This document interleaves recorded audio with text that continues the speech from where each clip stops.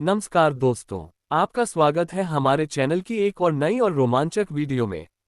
अगर आप पहली बार हमारे चैनल पर आए हैं तो जल्दी से लाइक करें, सब्सक्राइब करें और बेल आइकन दबाना न भूलें ताकि हमारी हर नई कहानी आप तक सबसे पहले पहुंचे। आज हम आपके लिए लेकर आए हैं किंग ऑफ डायमेंशन की दमदार कहानी। इसकी पहली कहानी आप हमारी प्लेलिस्ट में जाकर सुन सकते हैं।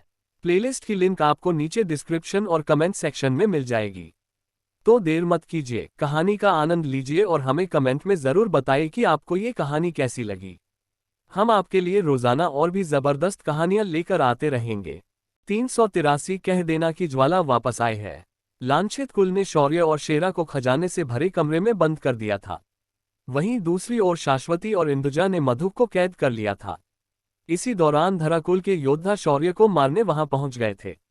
पर तभी अनु ने राजमहल में तबाही शुरू कर दी थी। ये तबाही अंधाधुंध तबाही थी। अनु किसी भी तरह से किसी को भी भागने का मौका नहीं दे रहा था। जब राजा तुषार ने उसे रोका तो अनु ने उसे शौर्य के मायावी होने की बात कही, जिससे तुषार की हिम्मत डोल गई।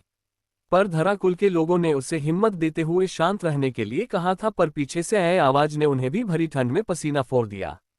पीछे से एक महिला की आवाज आई थी। ये आवाज इतनी शांत और ठंडी थी कि बस उसे सुनने भर से ही शरीर से आत्मा अलग हो जाए। जब सभी ने अपनी गर्दनों को पीछे की ओर घुमाया तो उनके सामने लाल आग जैसी साड़ी पहनी एक भयानक सुंदर औरत खड़ी थी। सूखे शरीर से देवता स्तर के योद्धा की आभा निकल रही थी। उसके गले में 9 रत्नों का हार था जो सभी का ध्यान आकर्षित कर रहा था। इससे भी खास बात थी उसकी लाल अग्नि की तरह दिखने वाली आंखें, जिनके अंदर सिर्फ तबाही का मंजर दिख रहा था। उसकी त्वचा दूधिया रंग की थी, जिसके सामने मक्खन भी फीका पड़ जाए।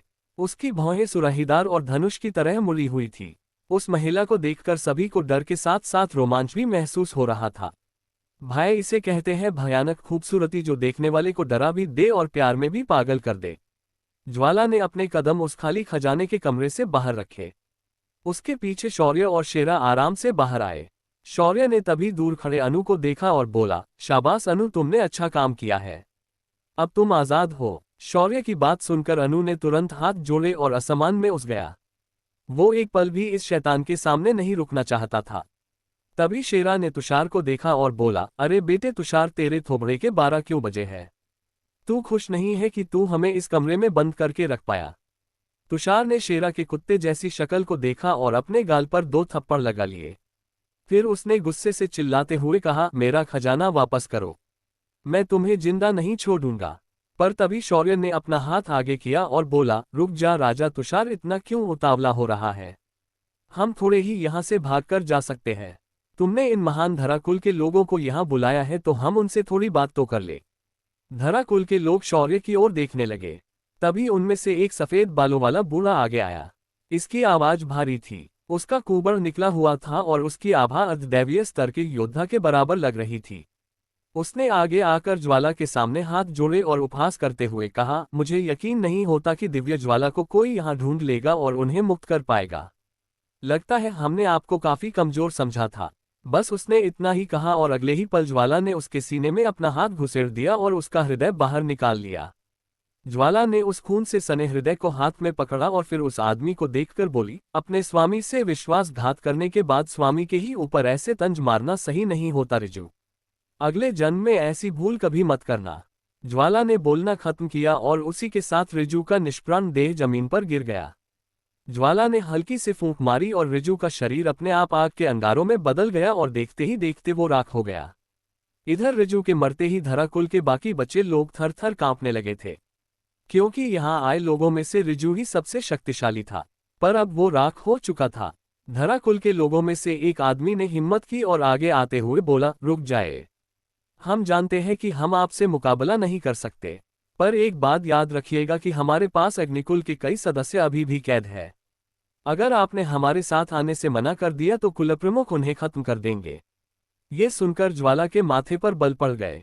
पर तभी शौर्य ने अपने दोनों हाथों को सिर के पीछे बांधा और लापरवाही से उस आदमी को देखकर बोला, अपने कुल प्रमुख को कह देना कि उसे जो उखाड़ना है उखाड़ ले, पर आज तुम लोगों में से कोई जीवित नहीं जाएगा। शौर्य के इतना कहते ही उसके बगल में बैठा शेरा अचानक एक विशाल कुत्ते में बदल गया। पर अब वह किसी भेड़िए की तरह लग रहा था। शेरा ने अपनी जगह से छलांग लगाए और वह हवा में ही अदृश्य हो गया। जब शौर्य ने शेरा की शक्तियों को महसूस किया तो उसकी हैरानी और बढ़ गई, क्योंकि शेरा की शक्तियां एक स्वर्ग स्तर के जीव जितनी हो गई थी। वहीं उसकी असली शक्तियां अब इतनी कारगर थी कि वो किसी अर्धदैवीय स्तर के योद्धा को भी टक्कर दे सकता था। पलक झपकते ही वहां मांस के चिथड़े उड़ने लगे और धराकुल के लोगों की चीखें वहां गूंज गई। देखते ही देखते शेरा ने लगभग सभी को खत्म कर दिया। अब सिर्फ एक सदस्य जीवित बचा था, जो इस वक्त शौर्य के सामने खड़ा था। उसके हाथ पैर कांप रहे थे और वह पूरी ताकत के साथ अपने अंदर के डर को छुपाने की कोशिश कर रहा था। तभी ज्वाला ने उसे देखा और उसके मणिपुर चक्र पर उंगली रखकर बोली, मैं तुम्हें जीवित छोड़ रही हूं ताकि तुम वापस धराकुल में जाओ और कुल प्रमुख को मेरा संदेश पहुंचाओ। उन्हें जाकर ये बोल देना कि ज्वाला वापस आ गई है। तुम्हारा कुलप्रमुख समझ जाएगा कि आगे क्या होने वाला है। उसके बाद उस आदमी का मणिपुर चक्र नष्ट हो गया और उसकी पूरी साधना तबाह हो गई। वो बस एक इंसान बन चुका था। उसने जैसे तैसे अपने मुंह से निकल रहे खून को पोंछा और गुस्से से एक नजर शौर्य को देखा और लड़खड़ाते हुए वहां से चला गया। इधर राजा तुषार ऋजु की दर्दनाक और भयावह मौत देखने के बाद से ही ठंडा पड़ चुका था। तभी महल का परिसर तबाह हो चुका था, कांपने लगा और असमान में आकाशवाणी गूंजी, किसका इतना दुस्साहस हुआ कि जो मेरी सारणी को तोड़कर दिव्य जीव को मुक्त करे। मैं उसके कुल का विनाश कर दूंगा। लेकिन तभी उस भारी भरकम आवाज अचानक जोरदार खांसी में बदल गई। सभी ने किसी बूढ़े को खांसते हुए सुना। असमान में सारणी चक्र प्रकट हुए और एक आयाम सारणी द्वार से एक साया बाहर आकर सीधा जमीन पर जा गिरा। कुछ देर बाद खांसते खांसते धूल को झड़ते हुए एक मध्यम आयु का लड़का खड़ा हुआ। मध्यम आयु का लड़का इसलिए कहा जा सकता है क्योंकि उसके चेहरे पर कोई मूंछ नहीं थी। ऊपर से उसके बाल सफेद होने के मार्ग पर थे। उसकी आंखों पर मोटे मोटे 2 चश्मे लगे हुए थे, पर उसकी ओंठों के किनारे से खून बाहर निकल रहा था। ऊपर से उसने बड़े और ढीले कपड़े पहने थे, बिल्कुल हैरी पॉटर की तरह। वह आदमी जैसे तैसे खड़ा हो गया और सामने देखने लगा। उसने कैद किया हुआ दिव्य जानवर वहां दिखाई नहीं दे रहा था, पर राजा तुषार वहां मौजूद था। उसने तुषार को देखा और जमीन पर पड़े पत्थर को उसकी ओर लात मारकर उछाल दिया और बोला, बददिमाग, बेवकूफ, कुलघाती, ये तेरी वो और कई ऐसी शुद्ध शुद्ध गालियां जिन्हें सुनने के बाद शेरा और शौर्य जोर जोर से पेट पकड़कर हंसने लगे। उछाला हुआ पत्थर हवा में घूमते हुए आया और छपाक की आवाज के साथ तुषार के सिर को लग गया। उससे उसे कोई घाव तो नहीं हुआ, पर तुषार को बहुत बुरा लगा। उसने अपना सिर झुकाकर कहा, पर दादाजी, मुझे नहीं पता था कि ऐसा कुछ होगा। अब हमारा सब कुछ खत्म हो गया। हम लूट गए, बर्बाद हो गए। ये सब इस लड़क ने किया है। तुषार ऐसा कहकर छोटे बच्चे की तरह रोने लगा, पर उस आदमी ने उसकी ओर ध्यान भी नहीं दिया और उसने सिर्फ शौर्य को ही देखना जारी रखा। फिर उसने अपनी तर्जनी हिलाई और अगले ही पल जमीन से ढेर सारी जंजीरें बाहर निकली और उन्होंने शौर्य को जकड़ लिया। वो आदमी फिर धीरे धीरे आगे आया और शौर्य के सामने खड़े होकर बोला, तो वो तुम हो जिसने मेरी दिव्य सारणी को तबाह किया। बच्चे, तुम्हारी दाद देनी पड़ेगी। आज तक मैं समझता था कि मेरे जितना महान सारणी रचनाकार इस समरलोक में कोई नहीं है, पर देखो, महज एक 18 से 20 साल का लड़का आज मेरी सारणी को तोड़ चुका है। पर क्या है ना बेटे, ये पूरा शहर मेरी सारणी के घेरे में बना हुआ है और मैंने 1000 से भी अधिक सारणी को यहाँ पिरोकर बनाया हुआ है। इस वजह से तुम जब तक मेरी सारणी के अंदर हो तुम मेरा कुछ नहीं बिगाड़ सकते। अब मेरी सारणी तोड़ने का दंड तो तुम्हें भुगतना पड़ेगा। ऐसा कहकर वह आदमी हंसने लगा। तभी ज्वाला ने अपनी शक्तियों का प्रयोग किया और उस आदमी पर हमला कर दिया, लेकिन उसका हमला उसके शरीर से आर पार हो गया, लेकिन उसे कोई खरोच भी नहीं आई। वो किसी पागल की तरह हंसने लगा और ज्वाला को देखकर बोला, तुम काफी उतावली लग रही हो मुझे मारने के लिए, पर मैं जानता हूं कि तुम एक देवता स्तर की योद्धा हो। पर एक बात याद रखो कि तुम जब तक इस जमीन पर हो तब तक मेरा कुछ नहीं बिगाड़ सकती। इस सारणी के अंदर मैं ही देवता हूं, मैं ही कर्ता और कर्विता हूं, मैं ही यहाँ ब्रह्म हूं, मैं ही विष्णु और मैं ही महेश हूं। ऐसा कहकर वह आदमी फिर एक बार हंसने लगा। तभी शेरा बोला, अच्छा, पर इनमें से तुम कौन हो? वो क्या है ना, अपन ने ब्रह्मा, विष्णु और शिव जी को देखा है, पर मैं पूरे विश्वास के साथ कह सकता हूं कि वो तुम्हारी तरह बिल्कुल नहीं दिखते। तू एक बिना मूंछों का चिकना लगता है। शेरा की बात सुनकर उस आदमी की भौहें और आंखें फड़फड़ करने लगी और उसने शेरा को देखा जो बेहद विशाल आकार में उसे ऊपर से नीचे देख रहा था। फिर उसने हंसते हुए तालियां बजाए और बोला, अलब या लाभ, चलो, एक दिव्य जानवर गया तो क्या हुआ, तुम मुझे मिल ही गए हो। अब मैं तुमसे काम चलाऊंगा। वैसे भी पहला जानवर अपनी सारी शक्तियां मुझे दे चुका था, वो मेरे किसी काम का नहीं था, पर तुम तो काफी ताज़ा मालूम होते हो। उस आदमी की आंखों में हैवानियत और लालच साफ नजर आ रही थी। उसने चुटकी बजाई और 4 जंजीरें एक बार फिर जमीन से निकली और शेरा को उन्होंने जकड़ लिया। शेरा ने तुरंत अपना आकार छोटा कर लिया, मगर फिर भी उन जंजीरों ने उसे जाने नहीं दिया। शेरा अब पूरी तरह उस आदमी की कैद में आ चुका था। पर शेरा के चेहरे पर, यानी उसकी कुत्ते जैसी शक्ल पर, एक तिरछी मुस्कान थी। वह आदमी उसके बाद शौर्य की तरफ मुड़ा और बोला, मेरा नाम त्रिभुवन लांछित है। मैं लांछित कुल का पूर्वज हूँ। मैंने ही 1000 साल पहले धरा कुल को उस जीव को पकड़ने में मदद की। जब वह जीव मैंने यहाँ कैद कर दिया तब जाकर धरा कुल अग्नि कुल को नष्ट कर पाया। अगर उस वक्त मैं अपनी शक्तियों को पूरी तरह इस्तेमाल करता तो मैं अपने कुल को सर्वशक्तिशाली कुल बना चुका होता, पर मेरी औलादे सारणी बनाने से मना कर गई और भाग गई। अब क्या करे, जाने दो। फिर त्रिभुवन ने अपने हाथों की उंगलियों को ले में घुमाना शुरू किया और एक एक करके अलग अलग सारनियां सक्रिय होने लगी। तभी शौर्य, जो इतनी देर से शांत था, उसने मुंह खोल ही दिया।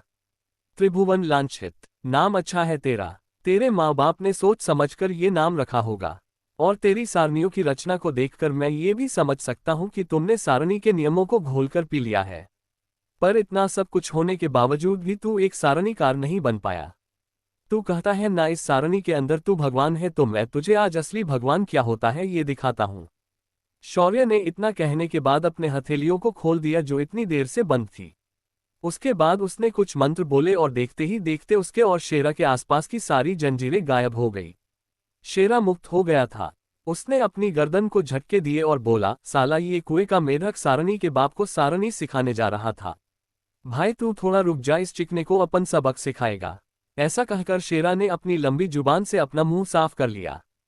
फिर त्रिभुवन को देखकर बोला, तेरा कहना है कि तूने ये सारणी बना ली है और इसके अंदर तू भगवान है। चल फिर तुझे जो मेरा बिगाड़ना है वो बिगाड़ कर दिखा। तभी शौर्य ने तंज कसा, अरे अरे त्रिभुवन, तुझे तो एक कुत्ता ललकार रहा है। क्या तू अब कुत्ते से स्पर्धा करेगा? शौर्य की बात त्रिभुवन के आत्मसम्मान को छेड़ गई। पर इस वक्त त्रिभुवन इस बात से हैरान था कि उसकी जंजीरें ऐसे कैसे टूट गई। पर जब शेरा ने उसे ललकारा, त्रिभुवन का दिमाग हिल गया और वो दोनों हाथों को आगे करके बोला, कुत्ता हो या कोई और, मैं तुमसे प्रतिस्पर्धा करूंगा। ऐसा कहकर उसने एक हाथ को स्थित रखा और दूसरे हाथ से उंगलियों को हिलाने लगा। पर जब भी वो शेरा के ऊपर हमला करता, शेरा सिर्फ एक कदम आगे या पीछे हो जाता और वो हमला हवा में ही गायब हो जाता। इस नज़ारे को देखकर त्रिभुवन को बहुत ज्यादा चिढ़ महसूस हुई और बोला, कुत्ते, तू भूल गया कि तू एक कुत्ता है, बिल्ली नहीं जो इधर उधर उछल रहा है। दम है तो आक्रमण कर मुझ पर। तभी शेरा ने गर्दन को तिरछा किया और उसे ऊपर से नीचे तक देखकर बोला, मैं हमला करेगा, पर बाद में मत बोलना कि औरत जात पर मैंने हमला किया है। शेरा की बात सुनकर त्रिभुवन और चिढ़ गया और बोला, मैं औरत नहीं हूं, बस थोड़ा खूबसूरत हूं और मुझे मूंछें नहीं आती। मुझे बार बार नामर्द बोलना बंद करो। इधर शेरा उसे चिढ़ाते हुए इधर उधर उछलकर एक जगह जाकर रुक गया, फिर बोला, चल फिर चिकने, अपन तेरी ये इच्छा पूरी करता है। इतना कहकर शेरा ने अपने पंजे के नाखूनों को जमीन पर मार दिया। अगले ही पल जमीन से हजारों की संख्या में जड़ें निकली और किसी सांपों की तरह उन्होंने त्रिभुवन के हरंत को जकड़ लिया।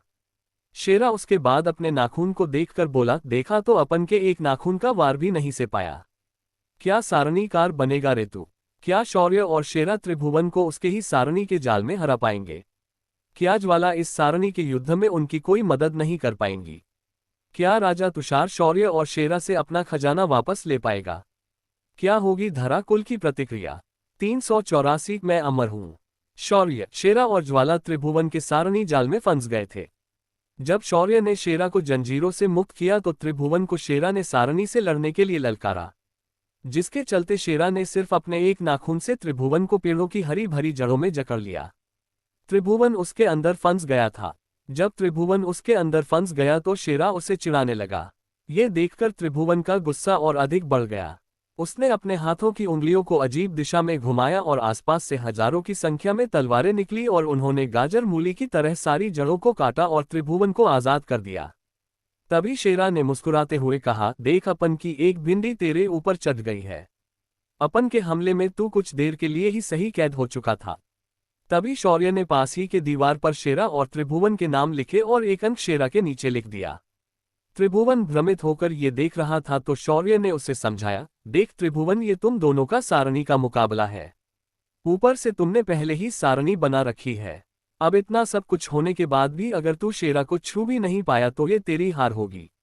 और शेरा तेरी ही सारणी में रहकर तुझे जख्मी करता है या तुझे जकड़ लेता है या फिर तुझे उठाकर पटक देता है तो एक अंक शेरा को मिलेगा। अगर तू उसके साथ ऐसा कर पाता है तो ये तो तू कर ही लेगा, क्योंकि ये तेरी शरण है, इसलिए तुम्हें कोई अंक नहीं मिलेगा। शौर्य ने खेल के नियम अच्छे से त्रिभुवन को समझाए, पर त्रिभुवन तुरंत बोला, ये गलत है, मुझे भी अंक मिलने चाहिए इस पर सटीक हमला करने पर। तभी शौर्य बोला, ठीक है, फिर अपनी बिछाई सारंग को नष्ट कर दो, हम तुम्हें भी सटीक हमले पर एक अंक दान कर देंगे। ये सुनकर त्रिभुवन तुरंत बोला, नहीं, मैं ऐसा नहीं करूंगा, पर मुझे भी अंक चाहिए। इस पर शौर्य ने सिर खुजाया और बोला, हाँ हाँ ठीक है, तुम्हें अंक मिल जाएंगे, पर उसकी कीमत इस मुकाबले के अंत में तय होगी। शौर्य की हामी मिलते ही त्रिभुवन इस मुकाबले के लिए तैयार हो गया। जितनी देर शौर्य त्रिभुवन को बातों में उलझा रहा था उतनी देर में शेरा ऐसे ही इधर से उधर उछल रहा था। किसी को समझ नहीं आया कि वो ऐसा क्यों कर रहा था। यहां तक तुषार भी इसे देखकर कुछ भी समझ नहीं पाया, उसे लगा ये कुत्ता है तो ऐसा करता होगा। जैसे ही मुकाबला शुरू हुआ त्रिभुवन ने बिना मौका गंवाए विद्युत सारणी को सक्रिय किया और शेरा के ऊपर बिजली से हमला किया। शेरा ने अपनी पूंछ को जमीन में घुसेड़ दिया और उसके ऊपर गिरी बिजली सीधा उसके पूंछ से होकर जमीन में चली गई। शेरा को कोई खरोच भी नहीं आई। त्रिभुवन ने देखो चिल्लाया, देखा, मेरा हमला उस पर हुआ है, मुझे अंक दे दो। तभी शौर्य ने शेरा को देखा और फिर त्रिभुवन को देखकर बोला, नहीं चाचा, आप गलत हो, शेरा के ऊपर आपके हमले का कोई असर नहीं हुआ, इसलिए आपको कोई अंक नहीं मिलेगा। शौर्य की बात सुनकर त्रिभुवन गुस्से से बोला, ये बिजली का हमला था, मेरी विद्युत सारणी से निकला था, वो कभी बेअसर हो ही नहीं सकता।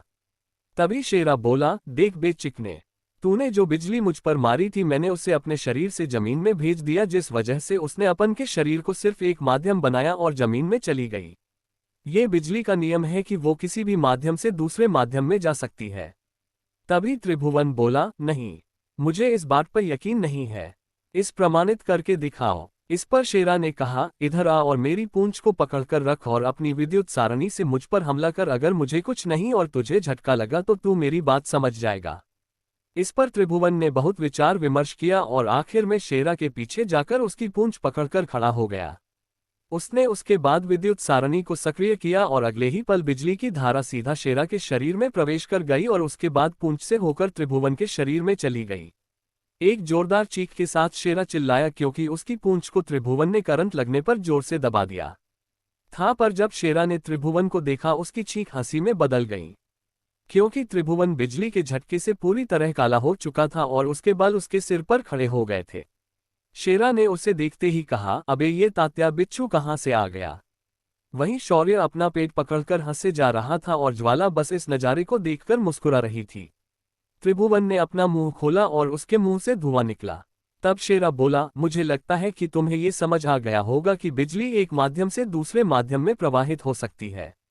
त्रिभुवन ने सिर्फ हाँ में अपना सिर हिलाया और अपनी जगह पर वापस चला गया। तभी शौर्य ने एक और अंक शेरा के नाम के आगे लिख दिया। इस पर त्रिभुवन फिर एक बार बोला, अब इसे तुमने अंक क्यों दे दिया। इस पर शौर्य ने शांति से कहा, आपने शेरा की पूंछ पकड़ी और घायल हो गए, यानी आप उसकी पूंछ के हमले से घायल हुए, तो इसके चलते एक अंक शेरा को दिया जाता है। ये देखकर त्रिभुवन फिर एक बार चिढ़ गया और उसने अपने परपोते तुषार को देखा, जो अपनी आंखें फाड़कर वहां चल रहे खेल को देख रहा था। तुषार, मेरे हिस्से के अंक अब तुम लिखो, मुझे इस शौर्य पर भरोसा नहीं है। इस पर तुषार शौर्य के सामने जाकर दीवार के पास खड़ा हो गया। मुकाबला एक और बार शुरू हुआ। इस बार भी त्रिभुवन ने ही पहला हमला किया और शेरा पर पानी के गोले फेंक दिए। शेरा ने एक गहरी सांस ली और अगले ही पल उसके मुंह से आग का गुबार निकला और उसने उस पानी के गोलों को हवा में ही भाप में बदल दिया। त्रिभुवन ने फिर अपनी उंगलियों को फिर एक बार हिलाया और जमीन से कई सारे नुकीले उभार निकल गए और शेरा जहां कदम रखता वहां उसे मारने के लिए शूल प्रकट होने लगे। देखते ही देखते पूरे मैदान में हजारों शूल प्रकट हुए, पर एक भी शूल शेरा की रफ्तार के सामने टिक नहीं पाया। आखिर त्रिभुवन ने जमीन से निकलने वाला हमला रोक दिया और फिर एक बार हवा में उंगली घूमे और धार धार हवा में तलवार तरंगे पैदा होने लगी, जिनकी तेजी इतनी थी कि उनके बस छूने से पहाड़ भी टुकड़ों में बिखर जाती। ऐसे हमले शेरा के ऊपर हर तरफ से होने लगे और इन हमलों के बीच शेरा उछाल कूद करते हुए, कलाबाजियां खाते हुए, खुद को बचाते हुए इमारतों के बीच से भाग लगा। पर त्रिभुवन ने अपना हमला नहीं रोका और रास्ते में आ रही हर चीज को काटते हुए निकल गया। देखते ही देखते आसपास की सारी इमारतें टुकड़ों में बिखर गई, पर शेरा को हराने के चक्कर में त्रिभुवन ने आसपास के नुकसान पर ध्यान नहीं दिया। इधर तुषार, जिसने बची हुई इमारतों की तबाह देखी और उसके दिल में दर्द उठने लगा। तभी शेरा एक जगह रुक गया और उसने अपना एक पंजा आगे किया और उस हवा की तरंग को पकड़ लिया। वो तरंग उसके हाथ में पहुंचते ही हवा में बिखर गई। ये देखकर त्रिभुवन हैरान हो गए। उसने फिर एक बार अपनी उंगलियों को चलाया, पर इस बार उसकी उंगलियों से कोई हलचल नहीं हुई। उसने फिर बाकी के हमलों को ट्राई किया, पर कोई भी सारणी काम नहीं कर रही थी। ये देखकर त्रिभुवन की आंखें बड़ी बड़ी हो गई और उसने अपने सर पर हाथ रखा और बोला, ये असंभव है। मेरी सारणियां कैसे नष्ट हो सकती है? तुमने मेरी सारणियों के साथ क्या किया है, जल्दी बता कुत्ते। उस पर शेरा ने हंसते हुए कहा, तुम्हारी सारणी बर्बाद हो गई है। मैंने इस सारे समय में तेरे गाड़े हुए अध्यात्म पत्थरों और उनके केंद्रों को नष्ट कर रहा था। और देखो, इसका पैरों तुम्हारे सामने है। शेरा ने बड़े ही गर्व के साथ उसके सवाल का जवाब दिया। इस जवाब को सुनकर त्रिभुवन अपना आपा खो बैठा और फिर शेरा को चुनौती देते हुए बोला, ठीक है, फिर अब तुम मुझ पर हमला करो। अगर तुम इसमें सफल हुए तो ये मेरी हर है और मैं क्यों अपना गुरु बना लूंगा। उस पर शेरा ने अपना सिर नामे हिलाया और बोला, तू क्या मेरा शिष्य बनेगा? तेरी वो औकात नहीं है। तू बस एक मामूली सा सारणी के साथ खेलने वाला है। इसका जीता जागता उदाहरण तू खुद है। तुझे सारणी समझ आती है, पर इंसान की भावना नहीं। तुझे सिर्फ अब तक ये लग रहा था कि तू मुझ पर हमले कर रहा था, पर असल में मैं तुमसे तुम्हारे ही हमलों का इस्तेमाल मैंने तुम्हारी ही सारणी को तबाह करने के लिए किया था। उद्धरण चिन्ह। ऐसा कहकर शेरा त्रिभुवन पर हंसने लगा। त्रिभुवन को ठगा सा महसूस हुआ। उसने शौर्य की ओर देखकर कहा, यह गलत है। इस पर शौर्य के कुछ कहने से पहले ही ज्वाला ने कहा, तुम बड़े अजीब आदमी हो। तुम एक कुत्ते से सारणी युद्ध में हार गए और उस कुत्ते ने तुम्हें न सिर्फ बार हराया बल्कि तुम्हारी पूर्वाचित सारी सारणियों को तोड़कर रख दिया, और तुम कह रहे हो कि ये गलत है। कौन सा पेंच ढीला है तुम्हारा? इस अपमान का घूंट त्रिभुवन पी नहीं पाया और उसने गुस्से से जमीन पर पैर पटका और हथेली आगे करते हुए मंत्र पढ़ने लगा। देखते ही देखते उसका शरीर पारदर्शक बन गया और वो फिर एक बार तात्विक हमले करने लगा। पर शेरा ने भी खुद को संभाला और उसके हर हमले से खुद को बचाया। जब शेरा ने उस पर पुनः हमला किया, त्रिभुवन अपनी जगह पर खड़ा रहा और शेरा का हमला उसके शरीर से आर पार होकर चला गया। शेरा को ये कुछ अजीब लगा, पर शौर्य की आंखें छोटी हो गई और उसने शेरा से कहा, शेरा ये आयाम के ऊर्जा का उपयोग कर रहा है और इसने अपने शरीर को दूसरे आयाम में भेजकर उसका प्रतिबिंब यहाँ प्रकट किया है। ये एक तरह से सिर्फ एक प्रोजेक्टाइल है। ये सुनकर शेरा के दांत खट्टे हो गए। उसने अपना दिमाग तेजी से चलाना शुरू किया और इस सारणी को तोड़ने की कोशिश करने लगा। पर त्रिभुवन इस मौके को हाथ से जाने नहीं दे सकता था। उसने शेरा के ऊपर हमले जारी रखे, जिस वजह से शेरा को बार बार अपनी जगह को बदलना पड़ रहा था। इन दोनों के बीच ये खेल अगले 1 घंटे तक चलता रहा। तभी शेरा ने महसूस किया कि त्रिभुवन की छाया में कुछ परिवर्तन हो रहा है। उसकी छाया बार बार असंतुलित हो रही है। शेरा को तुरंत आईने की याद आए और उसने आसपास देखना शुरू किया। उसे कुछ नहीं मिल रहा था और बार बार त्रिभुवन पाने हमले किए जा रहा था। वहीं खड़ा शौर्य, जिसने इसका केंद्र ढूंढ लिया था, चुपचाप शेरा को कोशिश करते हुए देख रहा था। वो इस खेल को इतनी जल्दी बिगाड़ना नहीं चाहता था। तभी शेरा की आंखों में कुछ चमका और वो समझ गया। इसी के साथ शेरा की चाल बदल गई और वो अधिक से अधिक महल के आसपास और टूटे हुए मलबे के ऊपर कूदने लगा। ये देखकर त्रिभुवन को बेचैनी हुई और उसने हमले बंद करके शेरा को देखकर कहा, तुम बस एक तुच्छ श्वान हो, बाकी कुछ नहीं। तुम हम इंसानों की बुद्धिमत्ता के सामने कुछ भी नहीं हो। और ये पूरा शहर मेरी सारणी का मैदान है और इस मैदान में मैं ही भगवान हूँ। जब तक मैं ना चाहूं तुम मुझे छू भी नहीं सकते। मैं अमर हूँ। तभी शेरा बोला, और मैं अकबर हूँ। तभी शौर्य बोला, और मैं एंथनी। उसके बाद शौर्य और शेरा जोर जोर से हंसने लगे। उन्हें इस तरह हंसते देख त्रिभुवन को कुछ गड़बड़ महसूस हुई, पर तभी शेरा अपना आकार बड़ा किया और पास ही खड़े महल के शीश को अपनी पूंछ घुमाकर तोड़ दिया। शीश के ऊपर लगा चमकीला रत्न टुकड़ों में बिखर गया और त्रिभुवन का शरीर वापस स्थायी रूप में आ गया। शेरा ने इसी पल का इंतजार किया था। उसका शरीर प्रकट होते ही दोनों पंजों को जमीन पर मारा और जमीन से 2 विशाल पर्वत प्रकट हुए और दोनों त्रिभुवन के दोनों तरफ से आगे बढ़े। पर्वतों ने त्रिभुवन को बीच में दबोचने की कोशिश की, पर त्रिभुवन काफी शक्तिशाली था। उसने अपने हाथों को ढाल बनाकर उन पर्वतों को जुड़ने से रोके रखा। तभी शौर्य बोला, तो इस तरह से लगता है इस खेल का अंत हो चुका है। त्रिभुवन, तुम मेरे कुत्ते से सारणी के इस खेल में हार गए। ये सुनकर त्रिभुवन ने दांत पिसे और बोला, तुमने मेरे साथ चल किया है बच्चे। मैं त्रिभुवन सारणी बनाने में कभी हार नहीं सकता। मैंने इस सारणी से अमृतत्व प्राप्त किया है। स्वयं यमराज भी मुझे इसके अंदर से आकर नहीं ले जा सकते। इस पर शौर्य ने तालियां बजाए और बोला, मानना पड़ेगा इस बात के लिए, पर क्या करे, तुम खुद भी जानते हो कि मेरे कुत्ते ने तुम्हारे रची हुई विशालकाय सारणी श्रृंखला में घुसकर तुम्हें हराया है। तुम अब खुद इस अवस्था में नहीं हो कि अब कुछ कर पाओ। इस पर त्रिभुवन एक खतरनाक हंसी हंसते हुए बोला, मूर्ख बालक, तुम्हें क्या लगता है मैंने उस जीव को यहाँ क्यों कैद किया था? मैंने उस जीव की दिव्य ऊर्जा को इन सारणियों में डालकर रखा था। इसीलिए जब तक मैं जीवित हूं ये सारणियां पुनः स्थापित हो सकती है। उसके बाद तुम मेरा कुछ नहीं बिगाड़ सकते। तभी एक आवाज आई, तुम मेरी शक्तियां छीनने वाले तुम थे। तो तुमने मुझे उस कैद में बंद रखा था। अच्छा हुआ कि तुमने मुझे ये बताया, क्योंकि जब मैं तुम्हें इस बार मारूंगी तो 1000 सालों का जो दर्द तुमने मुझे दिया है वो वसूल हो जाए। ऐसा कहकर ज्वाला चलकर त्रिभुवन के सामने आई। उसने अपनी उंगली को त्रिभुवन के माथे के बीच रखा और अग्नि ऊर्जा का कण उसके चेतना में भेज दिया। कुछ ही देर में त्रिभुवन अंदर से जलने लगा। उसकी दर्द भरी चीखें हर तरफ गूंज गई। शेरा ने उन पर्वतों को वापस ले लिया। त्रिभुवन जमीन पर गिरकर तड़पने लगा। उसकी छटपटाहट बहुत ही दर्दनाक थी, लेकिन उसे मृत्यु नहीं मिल रही थी। ये एक निश्चित तकनीक थी जिसका प्रयोग ज्वाला ने त्रिभुवन पर किया था। इस तकनीक में आप शत्रु के चेतना सागर में जाकर उसकी आत्मा को प्रताड़ित करके उसे नष्ट कर देते हो, पर वास्तविक शरीर को खरोंच भी नहीं आती। कुछ देर बाद त्रिभुवन की चीखें समाप्त हो गई और त्रिभुवन के शरीर की आत्मा नष्ट हो गई। ज्वाला ने उसके बाद राजा तुषार को देखा और बोली, तुम्हारे पूर्वज तो पापी थे, मगर तुम भी उनकी तरह उन्हीं के राह पर चलकर पापी बन गए हो, तो तुम्हें भी मृत्यु की सजा मिलनी चाहिए। ऐसा कहकर ज्वाला ने एक झटके में तुषार को समाप्त कर दिया। अब क्या होगा आगे? क्या होगी धरा कुल की ज्वाला के वापसी पर प्रतिक्रिया? क्या होगा मधु का जिसे लड़कियों ने बंदी बनाया है? 385 गुप्त कुल से आमंत्रण। लांछित कुल के पूर्वज त्रिभुवन को ज्वाला ने तड़पा तड़पाकर मार दिया था। साथ ही तुषार को भी उसने खत्म कर दिया था। लांछित कुल का राजपाट शौर्य और उसके लोगों ने बर्बाद कर दिया था। ये सब कुछ होने के बाद शौर्य, शेरा और ज्वाला उस होटल की ओर निकल गए जहां उनके बाकी के साथी ठहरे हुए थे। जब शौर्य शहर में आया तो उसने महसूस किया कि शहर में आज अजीब सी मायूसी छाई है। हर कोई हाल फिलहाल घटी घटनाओं से डर के साए में है। ऊपर से शहर के आसपास की हजारों किलोमीटर में फैली जमीन बर्बाद हो चुकी है। इस वक्त शहर रेगिस्तान में बसे शहर की तरह लग रहा था। इसी वजह से शहर के लोगों ने शहर छोड़ने का फैसला लिया था। शौर्य होटल पर पहुंचा तो उसने सबसे पहले अपने साथियों से मुलाकात की और सभी को जल्दबाजी में ज्वाला का परिचय करवाया, क्योंकि इतनी खूबसूरत महिला को अगर लड़कियों ने शौर्य के साथ देखा तो वो दोनों एक ही बात सोचेंगी।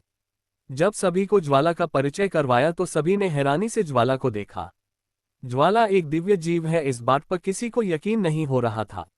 ऊपर से ये अग्निकुल की पूर्वज भी है। ये सब सोचकर उन सभी का सिर चकराने लगा था। शौर्य ने उसके बाद ज्वाला को अपने पत्नियों का परिचय करवाया।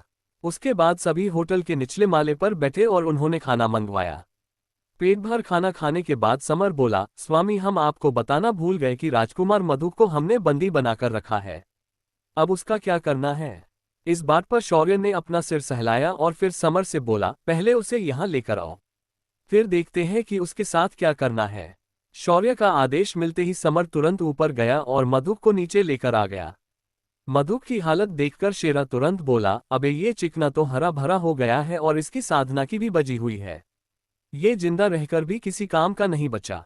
शेरा की बात पर शौर्य ने हामी भरी और फिर मधुक को देखकर बोला, मधुक, अगर तुम चाहो तो इस राज्य के राजा बनकर राजपाट संभाल सकते हो, क्योंकि तुम्हारे पिताजी और पूर्वज दोनों हमारे हाथों मारे गए हैं। शौर्य की बात मधुक के लिए किसी बम की तरह थी। उसके घुटने जवाब दे गए और वह घुटनों पर शौर्य के सामने बैठ गया। उसका चेहरा हताशा और निराशा से भर गया था। उसके दिमाग में बस एक ही बात गूंज रही थी, क्यों मैंने इस दुश्मन को छेड़ा? पर अब देर हो चुकी थी। फिर भी शौर्य ने उसे जीने का मौका दिया था, यही बड़ी बात थी। मधुक ने एक गहरी सांस ली और दोनों हाथ जोड़कर शौर्य से बोला, मुझे आज इस बात का एहसास हुआ है कि कुछ लोग ऐसे होते हैं जिनके साथ कभी भी शत्रुता नहीं लेनी चाहिए। अगर शत्रुता लेनी हो तो तुम्हारे पास खोने के लिए कुछ नहीं होना चाहिए। ये सुनकर शौर्य के कुछ कहने से पहले ही शाश्वती बोली, गलत कहा तुमने। तुम्हें किसी से शत्रुता लेने की जरूरत ही क्यों पड़ी? क्योंकि तुम लालच, हवस, इच्छा, घमंड, अहंकार इन बातों में भूल गए कि तुम्हारे लिए क्या सही है और क्या गलत है।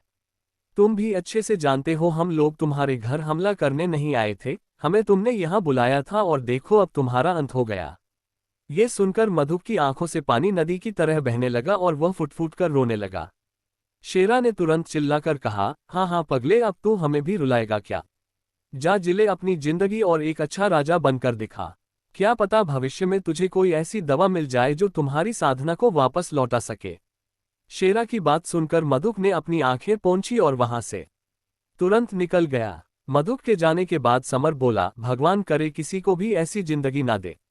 उस पर सम्राट बोला, नहीं नहीं, भगवान करे किसी को भी शौर्य से पंगे लेने की खुजली ना दे। सम्राट की बात सुनकर सभी लोग खिलखिलाकर हंसने लगे। उसके बाद शौर्य ने वातावरण को हल्का होते देखा तो एक गहरी सांस ली और ज्वाला से बोला, आपको पता है मेरी परदादी सुगंधा जीवित है। बस शौर्य ने इतना कहा और ज्वाला की आंखें बड़ी हो गई और उसने शौर्य को लगभग उठाते हुए बोली, कहाँ है मेरी बच्ची? और तुम ये कैसे कह सकते हो कि वो जीवित है? इस पर शौर्य ने कुछ नहीं कहा, पर सम्राट ने उन्हें उसकी और सुगंधा की कहानी शुरुआत से बताई। उसने बातों बातों में ये भी बताया कि शौर्य पृथ्वी से यहाँ आया हुआ है, लेकिन उसने शौर्य के डायमेंशन और उसके भैरव होने की बात नहीं बताई। सम्राट की बात सुनने के बाद ज्वाला की आंखों से खुशी के आंसू निकल आए और उन्होंने शौर्य के सिर पर हाथ फेरा और बोली, धन्य है मेरा अग्निकुल जो तुम पृथ्वी से इस कुल में आए। तुम्हारा बहुत बहुत धन्यवाद शौर्य। तुमने इस कुल पर बहुत बड़ा एहसान किया है जिसे कभी नहीं उतारा जा सकता। शौर्य ने सिर्फ हाँ में अपना सिर हिलाया और फिर बाकी बातें उसने यहाँ आने बाद क्या हुआ ये समझाया।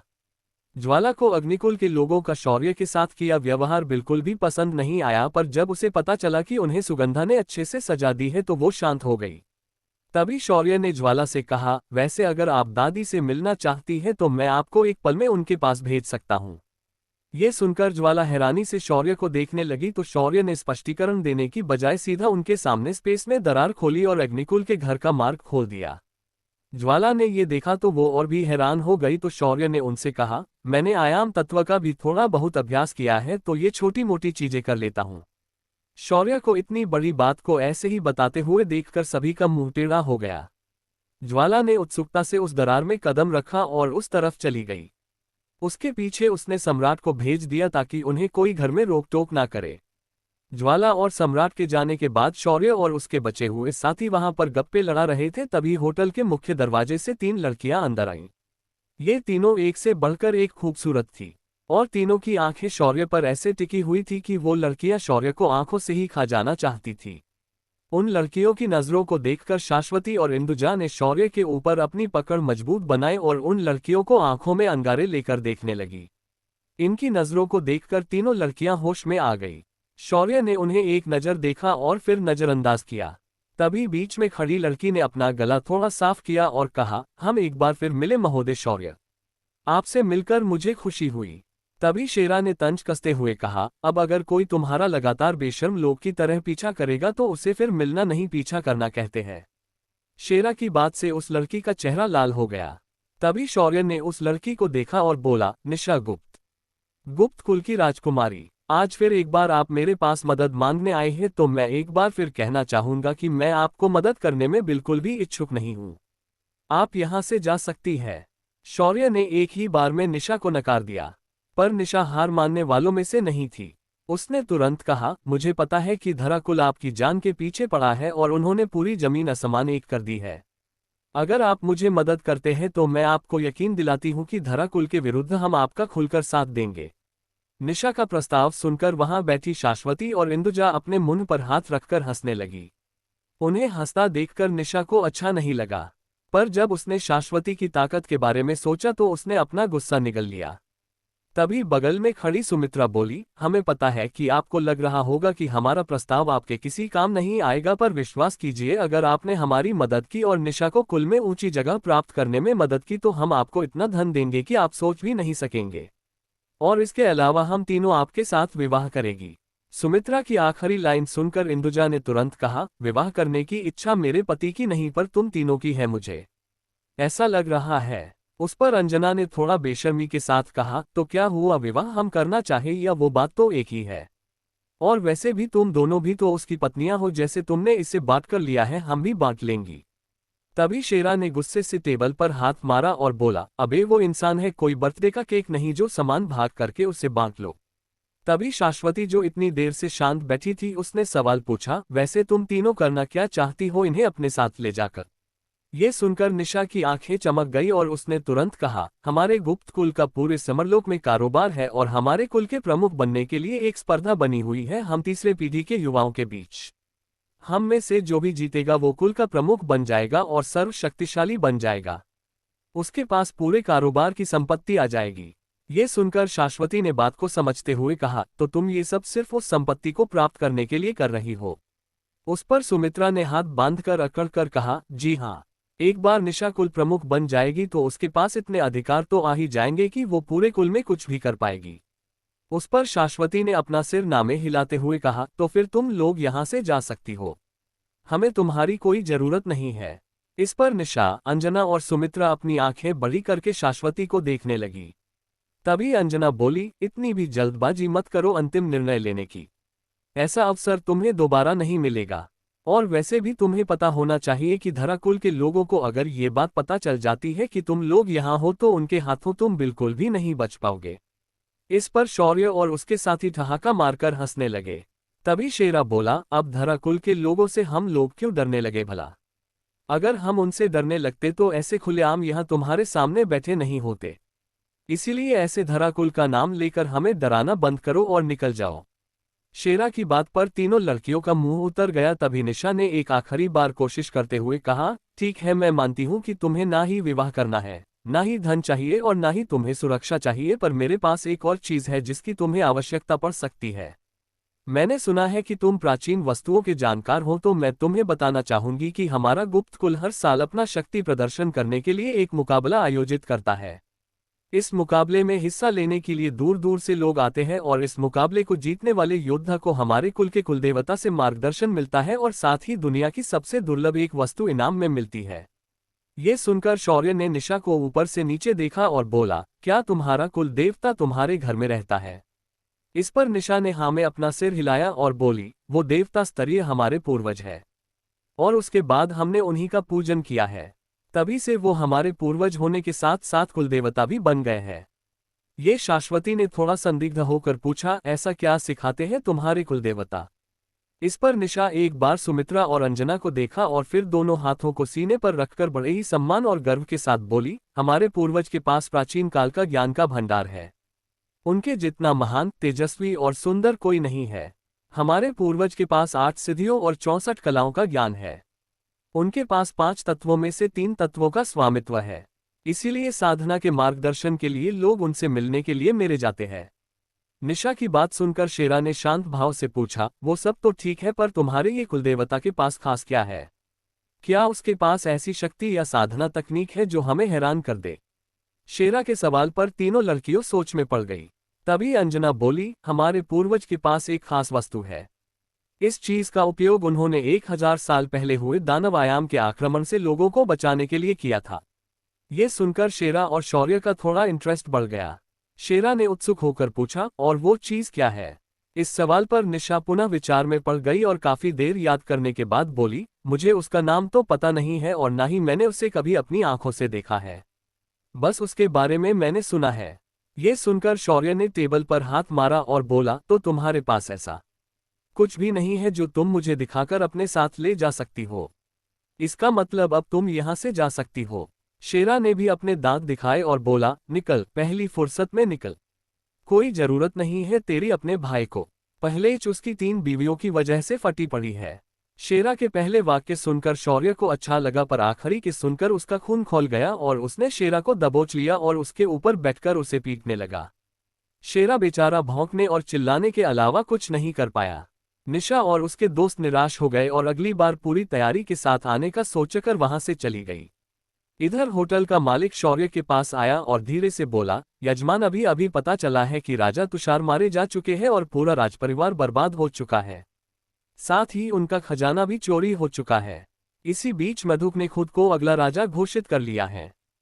फिर होटल मालिक ने इधर उधर देखा और शौर्य के कानों में फुसफुसाया और बोला, मधुक एक घटिया राजा है। उसके रहते इस राज्य का पतन होना तय है, इसलिए मैं भी अपना सब कुछ बेचकर यहाँ से जाना चाहता हूँ। इसीलिए मैं कह रहा था कि आप भी आपका किराया दे देंगे तो मैं यहाँ से ये शहर जल्द से जल्द छोड़कर चला जा पाऊंगा। ये सुनकर उस होटल मालिक के सामने शौर्य ने हाथ घुमाया और छोटा सा उच्च आध्यात्मिक पत्थरों का टीला प्रकट हो गया। तभी शौर्य बोला, अगर मेरी सलाह मानो तो मैं तुम्हें ये बताना चाहूंगा कि इस शहर को छोड़कर तुम सबसे बड़ी गलती करोगे। क्या सलाह देने वाला है शौर्य उस आदमी को? क्या है शौर्य और उसके साथियों का अगला ठिकाना? अब कौन सी नई चाल के साथ निशा शौर्य के सामने आने वाली है?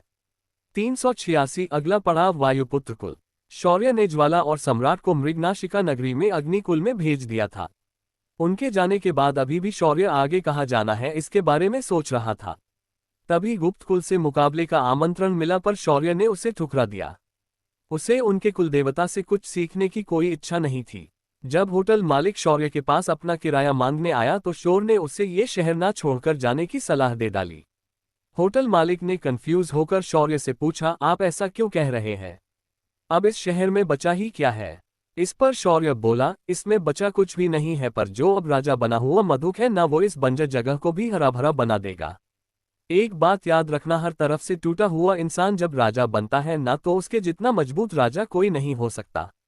मैंने मधुक को ऐसा तोड़ा है ना कि जब वो खड़ा होगा तो उसका नाम चारों दिशाओं में गूंज जाएगा।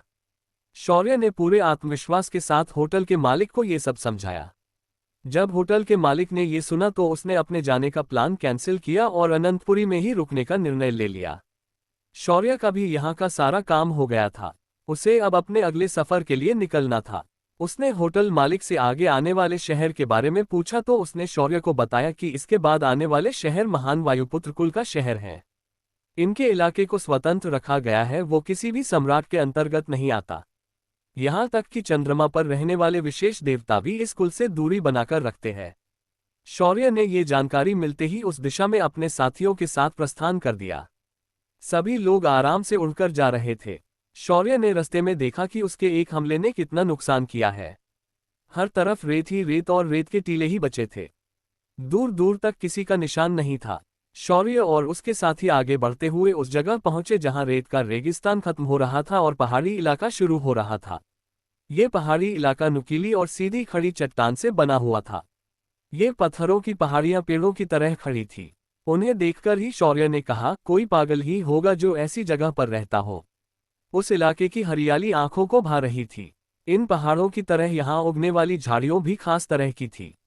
यहाँ सिर्फ बाम्बू के जंगल दिखाई दे रहे थे। इन पहाड़ों की चट्टानों की दरारों से लंबे लंबे बाम्बू के पेड़ उगे हुए थे। ऐसी जगह पर आम इंसानों के लिए रहना मुश्किल ही नहीं मुमकिन था, क्योंकि इन पहाड़ों की तलहटी में पानी बह रहा था। वो भी इतना था कि इन पहाड़ों के पूरे परिसर को इस पानी ने घेर कर रखा था। शौर्य और उसके साथियों ने उन पहाड़ियों को उड़ते उड़ते पार किया। जब शौर्य और उसके साथी अंदरूनी इलाके में पहुंचे तो उन्होंने देखा कि कुछ पहाड़ियां जमीन से ऊपर उठी है, मतलब वो हवा में तैर रही थी, एकदम स्वर्ग की तरह। इस इलाके को जानने वाले दोनों लोग इस वक्त शौर्य के साथ नहीं थे। रही बात इंदुजा और शाश्वती की, तो उन्होंने अपना समय चार दीवारियां के बीच काटा था। यहाँ का नजारा देख शौर्य की आंखें हैरानी से बड़ी हो गई। यहाँ की पहाड़ियां हवा में तो तैर रही थी, ऊपर से इन पहाड़ियों के झरनों से पानी बह रहा था और सीधा नीचे बह रही नदी में जाकर गिर रहा था। इससे अजीब घटना शौर्य ने कहीं भी नहीं देखी थी। ये काफी विज्ञान के बाहर का लग रहा था। शौर्य ने फिर भी खुद को समझाया, शौर्य ये समरलोक है, पृथ्वी नहीं। बेटा यहाँ कुछ भी अजीब नहीं होता, यहाँ सब कुछ नॉर्मल ही होता है। शौर्य और उसके साथियों ने फिर वहां से आगे बढ़ने का निर्णय लिया और वो सभी सीधा आगे बढ़ गए जिस तरफ गहरा कोहरा था। कोहरे के अंदर जाते ही शौर्य ने सभी को सूचित करके एक दूसरे के हाथ पकड़ने के लिए कह दिया। जैसे जैसे वो लोग अंदर की ओर बढ़ रहे थे, कोहरा अधिक से अधिक घना होते जा रहा था। ये देख शेरा ने अपनी नाक से कुछ सूंघते हुए कहा, भाई अपन लोग का पोपट हो गया, हम लोग एक ही जगह पर गोल गोल घूम रहे हैं। ये तो साला सारनी निकली। ये सुनकर शौर्य ने अपना माथा पीट लिया। वो इस कोहरे को पार करने के चक्कर में इसे चेक करने की बजाय सीधा इसके अंदर घुस गया। शौर्य ने अपनी दिव्य दृष्टि को जागृत किया और तुरंत उसके सामने इस कोहरे का भेद खुल गया। पर भेद खुलने के बाद उसका सिर चकराने लगा था, क्योंकि इस सारणी को बनाने के लिए इन लोगों ने सीधा आध्यात्मिक पत्थरों से बने तैर रहे पहाड़ों का उपयोग किया था।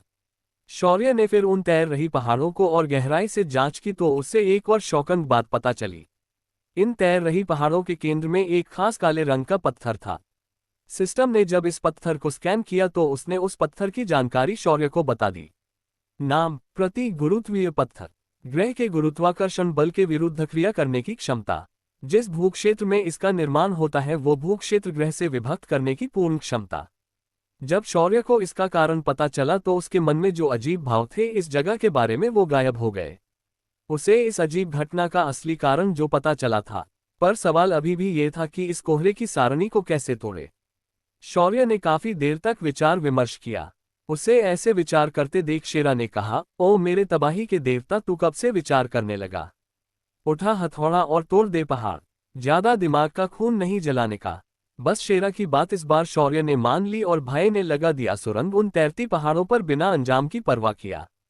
शौर्य ने अपना एक हाथ आगे किया और दूसरे हाथ से उस हाथ की कोहनी को पकड़ा और आसपास की प्रकाश ऊर्जा को एकत्रित किया और मुख्य सारणी शिला को निशाना लगाकर एक लेजर जैसी किरण को शौर्य ने उस पर मार दिया। एक जोरदार धमका हुआ और वो पूरी की पूरी तैर रही पहाड़ हवा में तबाह हो गई और उसकी जगह बचा सिर्फ वह प्रति गुरुत्वीय पत्थर। शेरा ने लपककर उस पत्थर को अपने पास रख लिया और बेशर्मी से बोला, ये पत्थर अपने काम आएगा। शौर्य ने इस पर बहस करना सही नहीं समझा और उस कोहरे के छटते ही वो लोग आगे बढ़ गए। शौर्य और उसके साथियों की ये सारी हरकत वहीं पर स्थित एक पहाड़ी से कुछ लोग छुपकर देख रहे थे। इन सभी ने हरे रंग के कपड़े पहने थे और इन सभी के कपड़ों पर 2 जोड़ी पंखों के निशान थे। उन सभी ने एक दूसरे को देखा और उन पहाड़ियों से वो सभी लोग गायब हो गए। इधर शौर्य और उसके साथी अब बिना रुकावट के आगे बढ़ रहे थे। उन्हें बस इतना याद था कि यहाँ से आगे कुछ और दूर जाने पर वो लोग वायुपुत्र कुल के क्षेत्र में पहुंच जाएंगे। पर उन्हें क्या पता कि एक और नई मुसीबत उनका इंतजार कर रही है। असल में यहाँ आने के लिए एक निश्चित रास्ता बना हुआ था, पर शौर्य को ये मालूम नहीं था तो उसने आदत के अनुसार दिशा निश्चित की और बढ़ गया आगे। कुछ दूर जाने के बाद उनके सामने 2 बड़ी बड़ी तैरती हुई खंभे जैसे पहाड़ियां सामने आई। उन पहाड़ियों के उस पार शौर्य ने एक विशाल द्वीप को तैरते हुए देखा। वो किसी जहाज की तरह दिखाई दे रहा था। उसका आकार कछुए की तरह था जो बीच में गोल और चौड़ा था तो मुख और अंत में सिकुड़ता हुआ था। जैसे ही शौर्य उन 2 पहाड़ियों के बीच पहुंचा तो उसने आवाजें सुनी। रुक जाओ घुसपैठियों, तुम्हारी यहां आने की हिम्मत कैसे हुई? तुम्हारे इस उदंड दुस्साहस के लिए वायुपुत्र कुल तुम्हें दंडित करेगा। और इसी आवाज के साथ 10 से 12 लोग हरे कपड़े पहनकर उन 2 पहाड़ियों के बीच आकर रुक गए। उन सभी के हाथों में भाले थे। उन सबसे आगे जो खड़ा था वो एक जवान लड़का था और उसने बाकियों से अलग कपड़े पहने थे। उसने पहने कपड़े भी हरे ही थे पर थोड़े ज्यादा गहरे हरे थे। उस लड़के की आवाज सुनकर शौर्य और उसके साथी उनके सामने आकर रुक गए। शौर्य ने विनम्रता से हाथ जोड़कर प्रणाम किया और कहा, हम अग्निकुल से हैं। हम यहाँ से आगे मध्य क्षेत्र के दूसरे हिस्से की ओर बढ़ रहे हैं। आपको कुछ गलत फहमी हुई है। हम कोई घुसपैठिए नहीं है। हम बस आम यात्री हैं। तभी वह लड़का अपने भाले की नोक को शौर्य के सीने की ओर करते हुए बोला, अगर तुम सामान्य यात्री हो तो तुमने हमारे मंदिर की सारणी क्यों तोड़ी? तुम दूसरा रास्ता लेकर भी यहाँ आ सकते थे, पर तुमने जानबूझकर हमारे मंदिर की सारणी को क्षति पहुंचाई और अब तुम कह रहे हो कि तुम घुसपैठिए नहीं हो। उसके सवाल पर शौर्य ने एक बार और विनम्रता से जवाब दिया, मगर इस बार शौर्य के माथे की नसें बाहर साफ दिखाई दे रही थी। महोदय, हमारे दुस्साहस के लिए क्षमा करें, क्योंकि हमें दूसरा रास्ता ज्ञात नहीं था। इसीलिए हमने सोचा कि उस सारणी को तोड़कर ही हम प्रवेश कर पाएंगे। इस पर उस लड़के ने अकड़ते हुए कहा, अब माफी मांगकर कोई फायदा नहीं। चुपचाप अपने आप को हमारे हवाले कर दो, बाकी का निर्णय हम कुल प्रमुख के समक्ष लेंगे। इस पर शौर्य ने सोचा कि ये सही बात होगी, अगर वो लोग कुल प्रमुख के समक्ष अपनी बात को रखेगा तो। उसने तुरंत उनके साथ जाने के लिए तैयारी दर्शाई और उन सभी को अजीब सी दिखने वाली काली रस्सियों से बांध दिया गया। शौर्य ने जैसे ही उन रस्सियों को जांचा, उसकी आंखें बड़ी हो गई और उसका दिमाग सिर्फ एक बात कह रहा था, ये एक सोची समझी साजिश है, ये एक षड्यंत्र है। जब शौर्य ने उसके साथियों को देखा तो पाया शेरा के अलावा सभी लोगों को बांध दिया गया था। शेरा को उन्होंने नहीं बांधा था, बस उसे साधारण रस्सी से गले से बांध रखा था। शौर्य और उसके साथियों को जिस रस्सी से बांधा गया था वो कोई सामान्य रस्सियां नहीं थी, वो साधना रोधक रस्सियां थी। इनके द्वारा बांधे जाने पर साधक की साधना शक्ति और मुख्य शरीर एक दूसरे से अलग हो जाता है।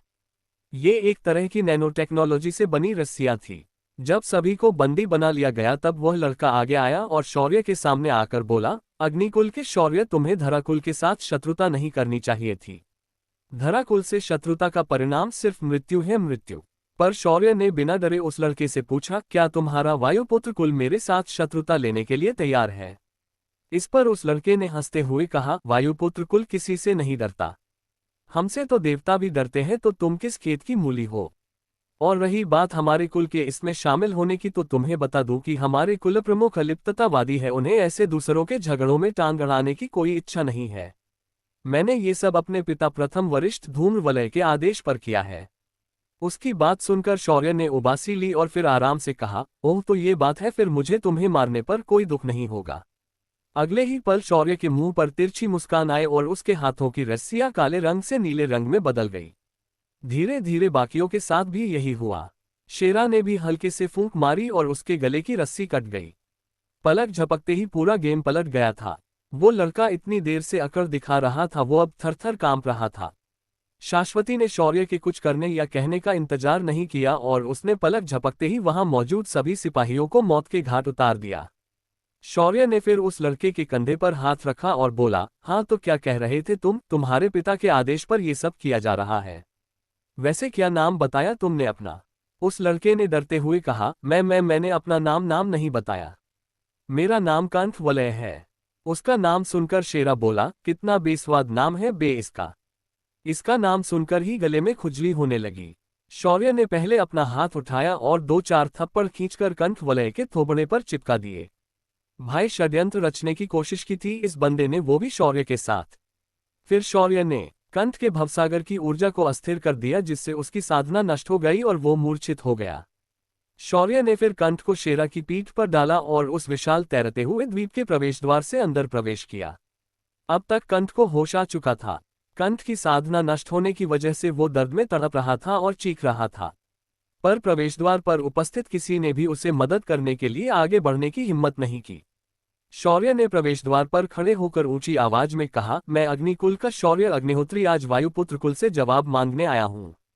उन्होंने किस विचार से धराकुल का साथ देकर मेरे साथ शत्रुता लेने की हिम्मत की है?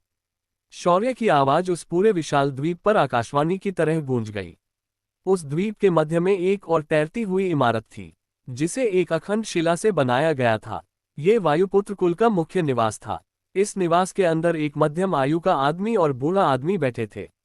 शौर्य की ललकार सुनकर उन दोनों के कान खड़े हो गए और दोनों उस इमारत से उड़कर बाहर आ गए। उन्होंने आसमान में ऊंचाई पर जाकर उस दिशा में देखा जिस दिशा से शौर्य की आवाज आई थी। तभी एक और साया उन दोनों आदमियों के सामने प्रकट हुआ और उसने तुरंत झुककर दोनों को प्रणाम किया। महामहिम और कुल प्रमुख को धूम्रवलय का प्रणाम। ये लड़का उस नष्ट हो चुके अग्निकुल का वारिस है और वो धराकुल से प्रतिशोध लेने के लिए निकला है। इसका अहंकार बहुत बड़ा है और वो जहां जाता है वहां तबाही लाता है। हमें इसे रोकना होगा, वरना ये हमारे कुल को भी नुकसान पहुंचा सकता है। धूम्रवलय की बात सुनकर उस बूढ़े ने अपनी सफेद दाढ़ी पर हाथ फेरा और शांति से बोला, ओह तो ये बात है। पर वो ऐसा क्यों कह रहा था कि हमने धराकुल का साथ दिया है? हमने तो ऐसा कुछ भी नहीं किया। उसकी बात सुनकर धूम्रवलय ने बात को बदलते हुए कहा, यह असत्य है, ये लड़का जानबूझकर बहाना बना रहा है। आप उस पर विश्वास मत कीजिए। तभी कुलप्रमुख ने उसकी बात को काटते हुए कहा, पर मैं यहाँ से देख सकता हूँ कि तुम्हारा बेटा कंठवलय घायल अवस्था में उस लड़के के पास क्या कर रहा है। ये बात सुनकर धूम्रवलय ने उस ओर मुड़कर देखा और जब उसने कंठवलय को एक कुत्ते की पीठ पर लेटा देखा, उसकी धड़कनें चुक गई। उसके हाथ पैर कांपने लगे। क्या धूम्रवलय इस बात को झूठ साबित करके खुद को निर्दोष सिद्ध कर पाएगा? क्या शौर्य को वायुपुत्र कुल उचित न्याय दे पाएगा? क्या शौर्य यहाँ भी अपनी तबाही की झलक दिखाएगा?